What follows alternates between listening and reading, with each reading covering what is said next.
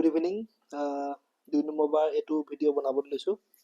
প্ৰথমবাৰ বনাই আপলোডো কৰিছিলোঁ, কিন্তু ধন্যবাদ মই সুৰঞ্জন দাক দিব লাগিব, নগাঁৱৰ। তেখেতে আচলতে বস্তুটো যদি মোক নক'লে হয় যে 5 মিনিটৰ পিছতে চাউণ্ডটো আমাৰ নাইকিয়া হৈ গ'ল, আচলতে মই কেতিয়াও গম নাপালোহেঁতেন। চ' ধন্যবাদ। আৰু এতিয়া ভিডিঅ'টো আকৌ দেৰি হ'ব এতিয়া আপলোড কৰোঁতে, তথাপিও কৰি দিছোঁ দিয়ক। আজি আচলতে বুধবাৰ আমাৰ বেংক নিফটিৰ এক্সপায়াৰী আছিলে। চ' বেংক নিফটি কেনেকুৱা ধৰণৰ মুভমেণ্ট দিলে সেইখিনি চাম। আগতে নিফটিৰ আলোচনাখিনি কৰি লওঁ, আজি কেনেকুৱা ধৰণৰ মুভমেণ্ট দিলে সেইখিনি এবাৰ চাই লওঁ। আৰু লগতে কাইলৈ যিহেতু আমাৰ নিফটিৰ এক্সপায়াৰী আছে, চ' কাইলৈ কাৰণে আমি কেনেকুৱা ধৰণৰ প্লেনিং কৰিব পাৰোঁ সেইখিনি এবাৰ আজি আলোচনা কৰি লওঁ আহক। যিহেতু আমি অপশ্যন বায়াৰ হয়, অপশ্যন বায়াৰ হিচাপে আমি যদি আগতীয়াকৈ প্লেনিংখিনি কৰি ৰাখোঁ, তেতিয়াহ'লে লাইভ মাৰ্কেটত আমাৰ ডিচিশ্যন ল'বৰ কাৰণে, বাইং হওক বা চেলিং হওক, ডিচিশ্যন ল'বৰ কাৰণে অলপ আমাৰ সুবিধা হয়। বেলেগ একো নাই। বহুতে হয়তো লাইভ মাৰ্কেটতে লেভেল বনাব জানে বা ট্ৰেড ডিচিশ্যন ল'ব পাৰে, সেইটো তেওঁলোকৰ ভাল কোৱালিটি। কিন্তু সেই কোৱালিটিটো ধৰি লওক মোৰ নাই, মই অকণমান এলেহুৱা প্ৰকৃতিৰ মানুহ। চ' সেইটো কাৰণে মই অকণমান আগতীয়াকৈ কৰি থ'ব বিচাৰোঁ গোটেইবোৰ বস্তু। ঠিক আছে, চাই লওঁ আহক। আজি নিফটি অপেনিং হ'ল কেইটা বজাত? 9:15 অপেনিং হ'ল। অকণমান শ্লাইটলি গেপ ডাউন অপেনিং হ'ল আচলতে। গেপ ডাউন হৈ তললৈ আহিলে যদিও আমি প্লেন কৰি ৰাখিছিলোঁ যোৱাকালিয়ে যে যদিহে নিফটি 24,660 তলত ট্ৰেড কৰা ষ্টাৰ্ট কৰে, তেতিয়াহ'লে আমি ডাউন চাইডে ট্ৰেড ল'ম। আৰু 24,600 আৰু 24,500 এই দুটা লেভেলে আমাৰ টাৰ্গেট আছিলে। কিন্তু প্ৰায় 9:30 এডাল হেমাৰ কেণ্ডেল বনাই দিলে 5 মিনিটৰ টাইম ফ্ৰেমত। হেমাৰ বনাই দিয়াৰ লগে লগে আচলতে ছাপোৰ্ট এডাল আচলতে বুলিছ কেণ্ডেল, চবেই জানো। চ' ছাপোৰ্ট আহি গ'ল।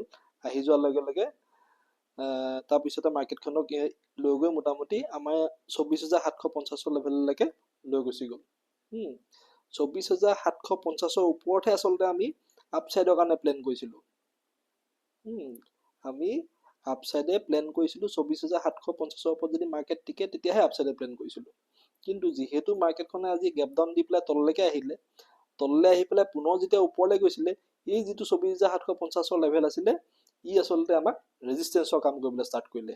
10:25 যিডাল ৰঙা কেণ্ডেল দেখিছে, এইডাল শ্বুটিং ষ্টাৰ কেণ্ডেল, এইডাল বনাৰ পিছতে লাহে লাহে মাৰ্কেটখন তললৈ আহিবলৈ আৰম্ভ কৰি দিলে। কিন্তু হ'লেও 24,660 আশে-পাশে নাহি পেলাই প্ৰায় 24,070-80 লেভেলৰ পৰাই পুনৰ মাৰ্কেটখন ওপৰলৈ উঠি যাবলৈ চেষ্টা কৰিলে। আচলতে গোটেই দিনটো নিফটিয়ে আজি এই যিটো লেভেল আছিলে 24,750 আৰু 24,660, এই লেভেলৰ ভিতৰতে ট্ৰেড কৰি গোটেই দিনটো চাইডৱেজ হৈ থাকিলে। কিন্তু আচলতে চাইডৱেজ হৈ থকাৰ কাৰণে আমাৰ ভাল কি হ'ল, বেংক নিফটি আজি বেছিকৈ ডাউন নহ'লে। আজি বেংক নিফটি এক্সপায়াৰী আছিলে, বেংক নিফটিয়ে ভাল মুভমেণ্ট দিছিলে, ডাউন চাইডেও দিলে, শেষত আপ চাইডেও দিলে। কিন্তু বেংক নিফটি আজি উইক আছিলে যথেষ্ট। কিন্তু আমাৰ নিফটিৰ জোৰতে আচলতে আজি বেংক নিফটি বাচি থাকিলে। অকণমান এনাৰ্জিটো আচলতে 2 নম্বৰ বা শ্বুট কৰিলে কমি যায়, মই নিজে যি বুজিছোঁ। প্ৰথমটো যিমানটো জোচত ভিডিঅ'টো বনাওঁ, এনেকৈ পিছত বনাব লাগিলে আচলতে অকণমান জোচটো নিজৰে কমি যোৱা নিচিনা দেখোঁ, ফিল কৰিছোঁ মই সেইটো আজি। যি কি নহওক, যি লিখা আছে সেইটোৱে হ'ব আৰু। এতিয়া কাইলৈ কাৰণে যদি প্লেন কৰোঁ নিফটিত, তেতিয়াহ'লে আমি কেনেকৈ প্লেন কৰিম? আজি যিটো 24,750 লেভেল, বহুত সময় ভাঙিব পৰা নাছিলে, শেষৰ ফালে ভাঙিছিলে, ভাঙি পেলাই ছাষ্টেইনো কৰিছে। ক্লজিং যদিও আমাৰ 24,770 আহিছে, তথাপি যিহেতু 750 ওপৰতে আহিছে, তো আমাৰ কাৰণে এই দুটা লেভেল আজি ইম্পৰ্টেণ্ট হ'ব কাইলৈ কাৰণে, 24,750 আৰু 24,800। এই দুটা লেভেল।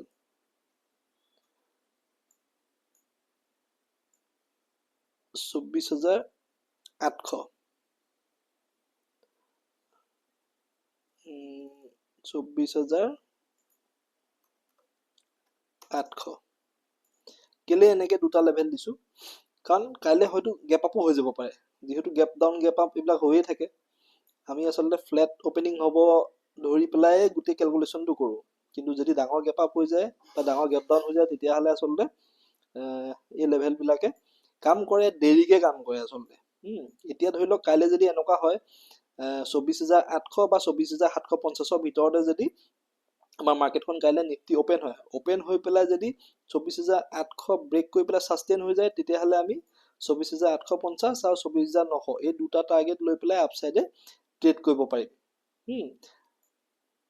কিন্তু এনেকুৱাও হ'ব পাৰে হয়তো 24,800 আশে পাশে মাৰ্কেট অপেন হ'ল কিন্তু তললৈ আহি হয়তো 24,750ত ই পুনৰ ছাপোৰ্ট ল'ব পাৰে বুলিছ কেণ্ডেল বনাই পেলাই হেমাৰ বা যিয়ে নহয় এনেকুৱা কিবা কেণ্ডেল বনাই পেলাই হয়তো ছাপোৰ্ট লৈ পেলাই পুনৰ সি ওপৰলৈ উঠি যাব পাৰে প্ৰথমতে হয়তো সি তললৈ আহিব পাৰে তললৈ আহি হয়তো ইয়াত হেমাৰ চেমাৰ বনাই পেলাই ই পুনৰ ওপৰলৈ যাব পাৰে চ' সেই দুইটা কণ্ডিশ্যন মনত ৰাখি পেলাই আচলতে আমি ট্ৰেড কৰিব লাগিব যদি 24,750 আশে পাশে মাৰ্কেটখন পাই যাওঁ আমি আৰু যদি বোলে বুলিছ কেণ্ডেল বনাইছে তেতিয়াও কিন্তু আমি আপছাইডে ট্ৰেড ল'ব পাৰিম তেতিয়া টাৰ্গেট হ'ব 24,800 850 আৰু 900 সেইটো হিচাপত যাব কাৰণ 24,800 পৰা ৰেজিষ্টেঞ্চ লোৱাৰ চান্স আছে 24,850টো ৰেজিষ্টেঞ্চ আছে আৰু 24,900টো ৰেজিষ্টেঞ্চ আছে এই তিনিটা লেভেলতে ৰেজিষ্টেঞ্চ আছে কাৰণে মই 50 পইণ্টৰ ভিতৰত আচলতে টাৰ্গেট ৰাখিছোঁ চ' কাইলৈ যিহেতু নিফটি এক্সপাইৰী আছে হয়তো বহুত ভাল মুভমেণ্ট দি দিব পাৰে আপছাইডেও ক'ব নোৱাৰে 25,000 হয়তো ক্ৰছ কৰি যাবলৈ আছে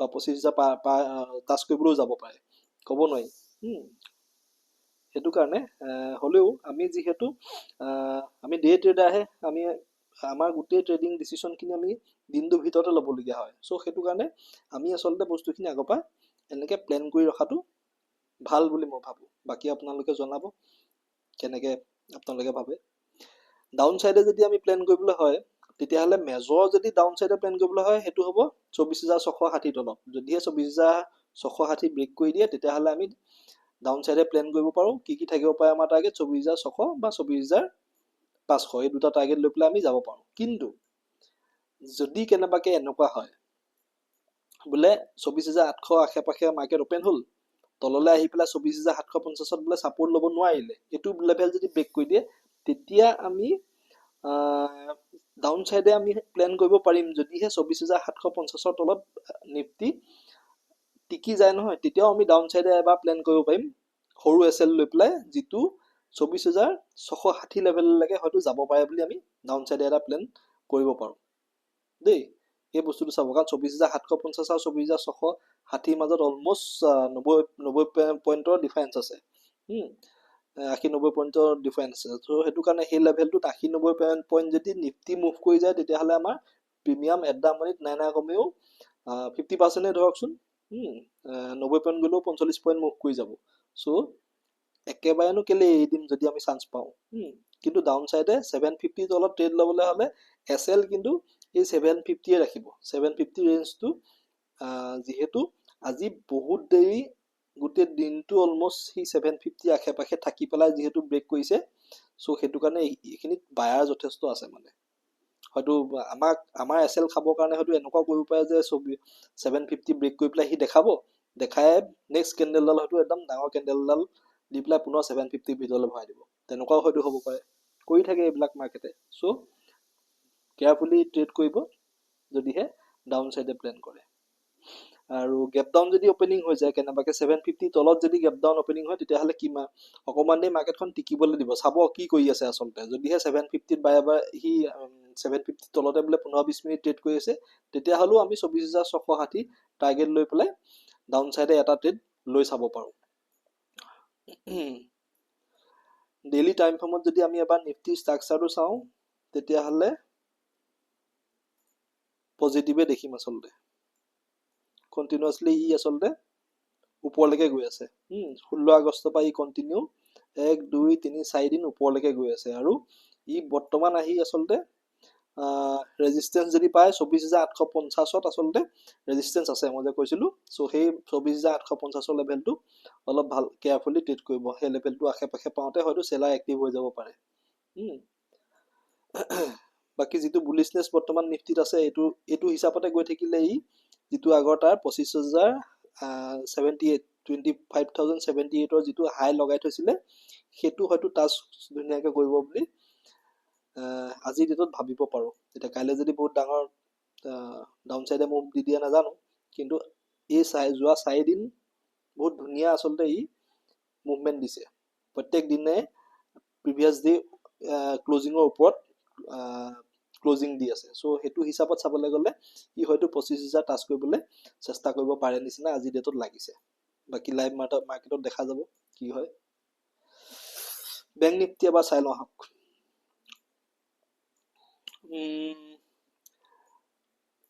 বেংক নিফটি আজি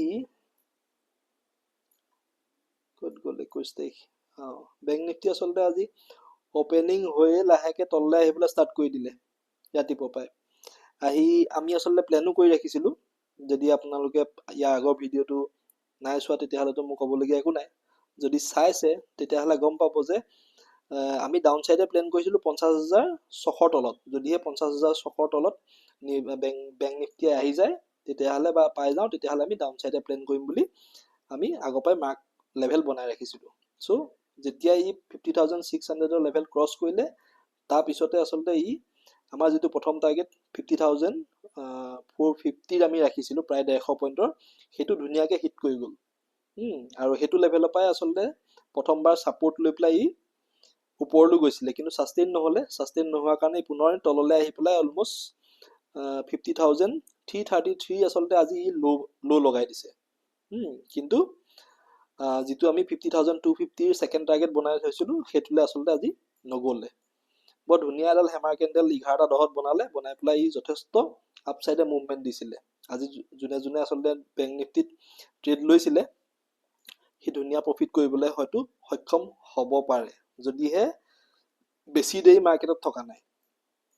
মই মোটামুটি 70 পইণ্ট মান কেপচাৰ কৰিছিলোঁ, কিন্তু মই আচলতে এই 11টা বজাৰ যিডাল কেণ্ডেল আছিলে ডজি কেণ্ডেল, এইডালত মই এণ্ট্ৰি লৈছিলোঁ। আৰু SL মই আচলতে এই ডজি কেণ্ডেলৰ মই একেবাৰে ল'টোৱে SL ৰাখোঁ, কিন্তু আজি মই পাত্তাই নাপালোঁ।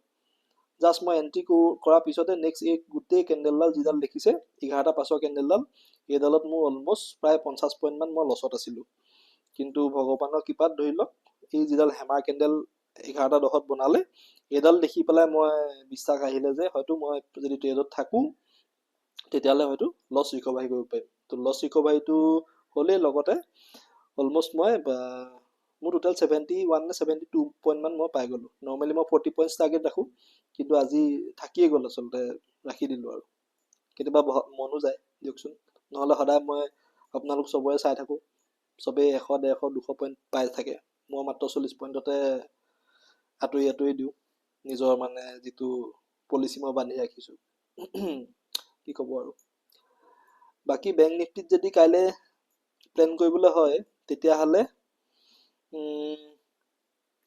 বৰ ধুনীয়া বুলিছ মুভ দিছে আচলতে শেষৰ ফালে। সেইটো কাৰণে হয়তো এই ট্ৰেণ্ডটোৱে যদি কাইলৈ ফ'ল' কৰে তেতিয়াহ'লেতো আপচাইডে আমি মুভমেণ্ট পাব লাগে। কিন্তু যদি আমি ডাউন চাইডে প্লেন কৰিবলৈ হয় তেতিয়াহ'লে 50,600 এই লেভেলটো প্ৰথম ভাঙিবলৈ দিব। যদিহে 50,600 লেভেলটো ব্ৰেক কৰে বেংক নিফটিয়ে, তেতিয়াহ'লে আমি ডাউন চাইডে 50,450, 50,330 এই দুটা লেভেললৈকে বেংক নিফটিক অহা দেখিবলৈ পাব পাৰোঁ। আৰু আপচাইডে যদি আমি চাওঁ তেতিয়াহ'লে 50,750 এই লেভেলটোৰ ওপৰত ছাষ্টেইন হ'ব দিব বেংক নিফটিক। যদিহে 50,750 ওপৰত বেংক নিফটি ছাষ্টেইন হৈ যায় তেতিয়াহ'লে আমি 50,900 আৰু 51,050 এই দুটা টাৰ্গেট লৈ পেলাই আপচাইডে প্লেন কৰিব পাৰোঁ। মানে এই দুটা লেভেলত ৰেজিষ্টেঞ্চ আছে, চ' এই দুটাই আমাৰ টাৰ্গেট হ'ব। চ' বেংক নিফটি যদি ষ্ট্ৰাকচাৰটো 1 ডে টাইম ফ্ৰেমত চাওঁ তেতিয়াহ'লে একেবাৰে বুলিছ নহয় আচলতে।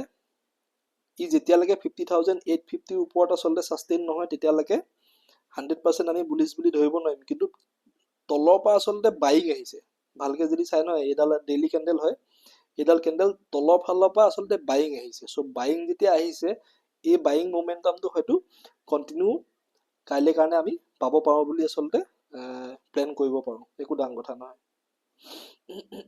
RSI আচলতে 50 জাষ্ট তলতে আছে কাইলৈ হয়তো যদি অকমান হলেও গেপ আপ হৈ যায় তেতিয়াহ'লে 50 ওপৰত গুচি যাব চ' সেইটো কাৰণে দেখা যাওক কাইলৈ লাইভ মাৰ্কেটত কেনেকুৱা ধৰণৰ আমি বেংক নিফটি মুভমেণ্ট পাওঁ দেখা যাওক সেইটো বাকীটো কাইলৈ বেছি ফ'কাছ নিফটি ওপৰতে থাকিব যিহেতু নিফটি এক্সপায়াৰী আছে আৰু এক্সপায়াৰী ইনষ্ট্ৰুমেণ্ট যিহেতু নিফটি তেতিয়াহ'লে এটা বস্তু মনত ৰাখিব থিতা ডিকে যথেষ্ট হ'ব আৰু থিতা ডিকে পৰা বাচিবৰ কাৰণে আমি কি কৰিব লাগে চবেই আপোনালোকে চাগে জানে যিমান কম সময় পায় ট্ৰেডটো ল'বলৈ চাব বেছি সময় যদি ট্ৰেডটোত বহি থকা হয় তেতিয়াহ'লে থিতা ডিকে হৈয়ে আচলতে আমাৰ প্ৰিমিয়াম বহুত মানে ধৰি লওক তললৈ গুচি যাব পাৰে চ' সেইটো কাৰণে বি কেয়াৰফুল আৰু যিমান পাৰে ভালকৈ চাই চিতি ট্ৰেড কৰিব ধন্যবাদ আৰু দীঘলীয়া নকৰোঁ এনেই আজি 2 নম্বৰ বাৰ কৈছোঁ আৰু 2-4টা কথা মোক ক'বলগীয়া আছিলে কিন্তু আজি ভিডিঅ'টোত এতিয়া নকওঁ আৰু দীঘলীয়াও নকৰোঁ ধন্যবাদ এতিয়ালৈকে যদি কোনোবাই চাই আছে সঁচাকৈ ধন্যবাদ দিছোঁ